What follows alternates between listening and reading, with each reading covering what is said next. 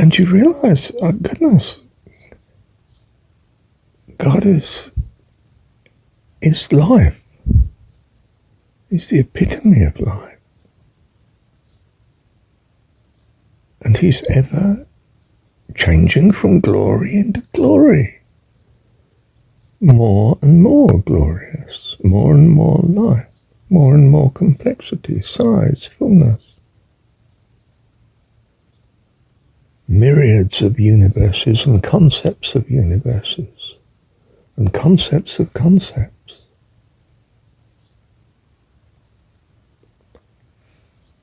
It's not that he's, the notion of completeness has built into it. Finality, death, stillness, ultimate. He is ever creating what the ultimate is to be. He's changed from glory into glory. And you're his child. You are of the same conjecture. I was going to say same material, but obviously not material. Well, I mean, thought, being, which is eternally in the being created. Being is in the becoming. You see, it's not that we worship being. We worship becoming. It's not that we're in the creation, we're in the being created. It is an ongoing.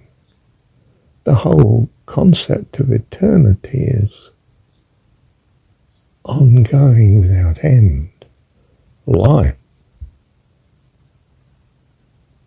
variety, choice, creativity, ongoing without end. Yes, we are growing up, but God is way beyond us in the growing up. We are changed from glory to glory, and so is he. He is life, he is change. We killed him when we imprisoned him in a certain level of growth, conception, achievement. We put a finality upon him. He is not. He is infiniytalitee. Infiniytalitee. If there wasn't such a word, there is now, okay? I've just created it. Woo! This is my contribution to mankind's thought. The word infiniytalitee. Perhaps I should rename this. Forget it. Thank you, Dad. Only a tiny man you are. You and your tiny wife. In your tiny house. With your tiny car, living your tiny life.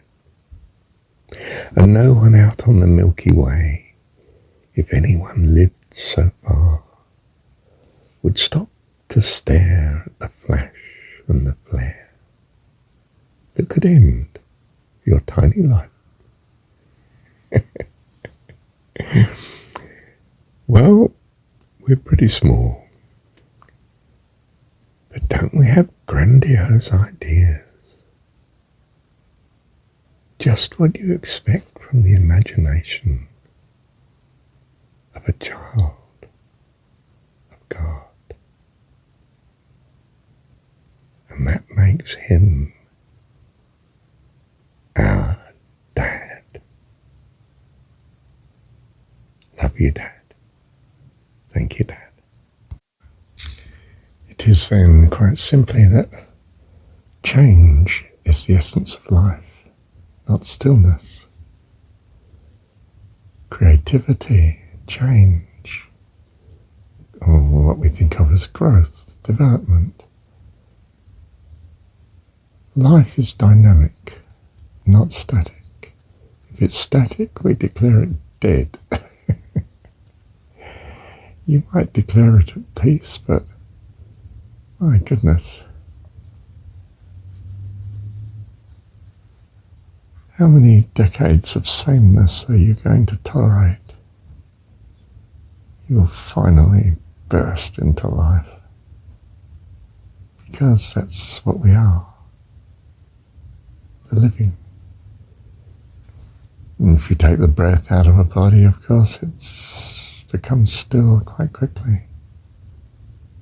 And putting breath in it again may just not really do it.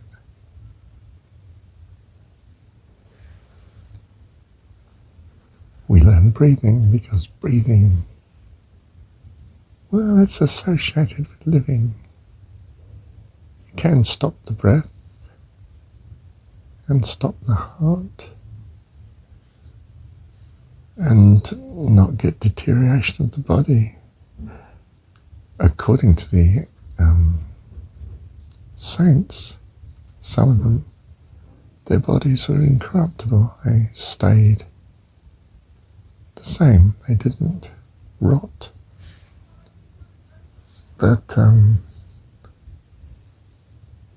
well, they don't seem to be reusable either. Or perhaps the owner just really hasn't got much great purpose in returning to such physical bodies. So life, as it presents in the physical world, is not simply the physical. We don't think of rocks as alive, although they are actually a seething mass of revolving energy and forces shifting around.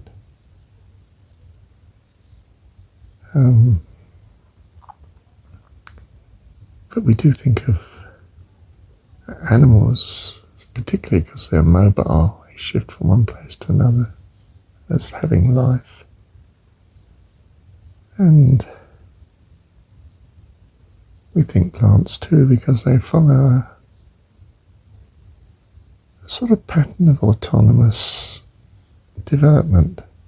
Decline and fall, of course, just like the animals, but yeah. But we're not principally occupied with life in the physical, which, well, the universe doesn't seem too transitory, but the states of the universe seem transitory.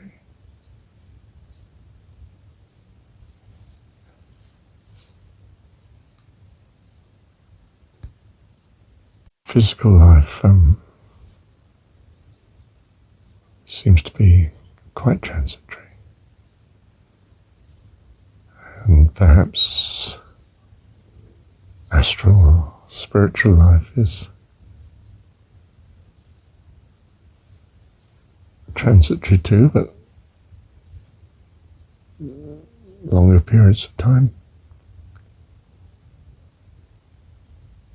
And causal being, I'm not certain what we're creating and experiencing as a causal being.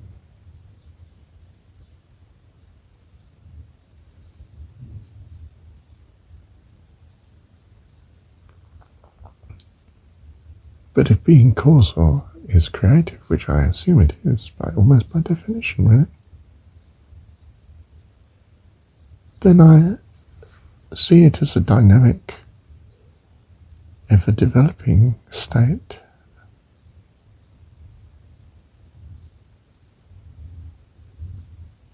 And is there a higher state of being than causal?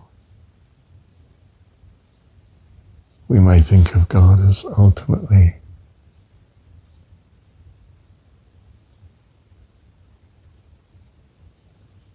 the unmanifest. but perhaps is only unmanifest in the physical, astral and causal type dimensions, and similar if there are more than that.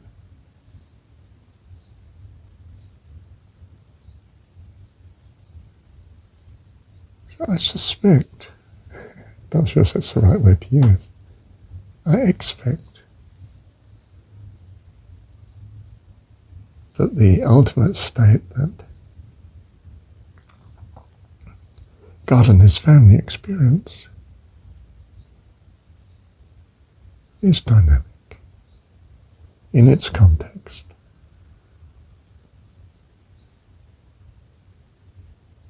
Especially as I understand it in its fellowship, love,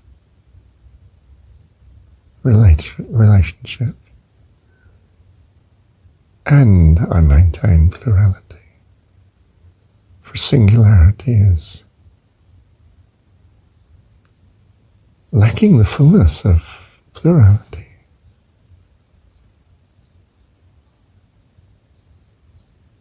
And I can't see the ultimate being of God as lacking anything.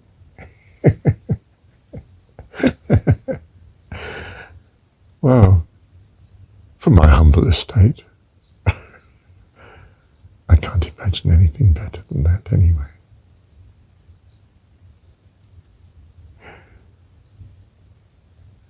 And I'm not so humble. I'm a child of God. I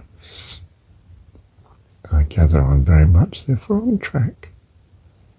It's an overconfidence quite often, but a child with no confidence at all.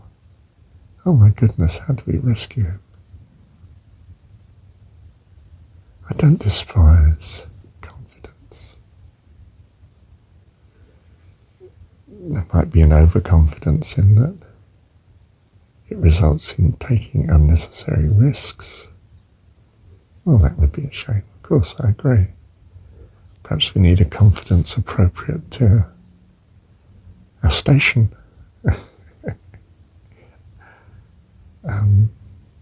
As regards life, and I mean life in all the dimensions.